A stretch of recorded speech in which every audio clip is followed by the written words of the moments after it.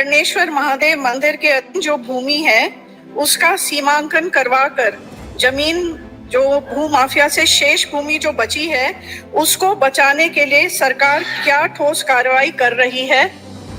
और दूसरा प्रश्न पूछूं, क्या ये शेष भूमि को अपने कब्जे में लेकर बाउंड्री वॉल बनाने की सरकार की मंशा है जिससे शेष भूमि भू माफियाओं से बच सके?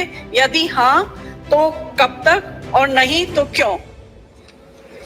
सम्माननीय अध्यक्ष महोदय, ये जमीन पे रियासत काल से ही कुछ पे कब्जा था।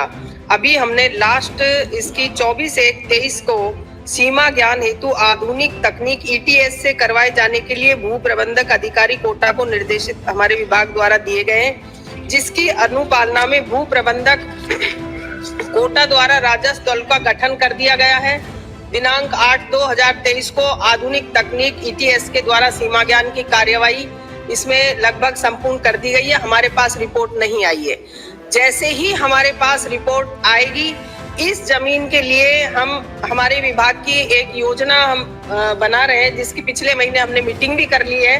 नंदन कानन योजना के तहत हम इसको किसी भी तरीके से बाउंड्री करवा करके जहां जितनी भी जमीनों की ऐसी जमीनें मंदिरों की उनको रक्षित करने के लिए, उनको एक तरह से संरक्षण करने के लिए पेड़ पौधे लगा करके, जहां हमारे पूजनीय पौधे हैं, चाहे पीपल का है, आंवले का है, कल्पवृक्ष है, ऐसे पौधे लगा करके इसको हम संरक्षित करेंगे।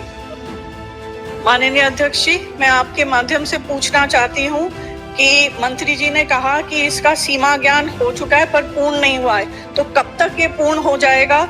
और ये जो कह रहे हैं कि रियासत कालीन से कब्जे हैं, तो क्या ये सही है कि जो मंदिर की जो भूमि है जो रियासत कालीन से जो लोग बसे में हैं, क्या आप इनको रेगुलराइज करने की मंशा रखते हैं? इस तरीके की हमारी कोई रेगुलाइजर करने की कोई मंशा नहीं है, लेकिन राजस्व विभाग से जो हमारी जमीन खाली है और जिसको अपन खाली करवा सकते हैं उसकी ये रिपोर्ट आनी है। ETS से सर्वे हो चुका, रिपोर्ट आते ही हम आपको भी उसकी कॉपी दे देंगे। मैंने पूरे ही मंदिरों का, अध्यक्ष महोदय, पूरे राजस्थान के भी अन्य जो बाहर के मंदिर हैं उनकी भी ETS से करवाने का हम एक नया प्रयोजन कर रहे हैं, जिससे कि संरक्षित कर सकें। और सीमा ज्ञान कब तक हो जाएगा? सीमा ज्ञान हमारी जो अभी हमने जनवरी में जो दी है इसकी तारीख, इसके लिए जैसे ही सीमा ज्ञान की रिपोर्ट आ जाएगी, ETS से करवाया है। वैसे तो पहले कई बार आ चुकी, लेकिन उससे संतुष्ट नहीं थे हम, हमारा विभाग संतुष्ट नहीं था।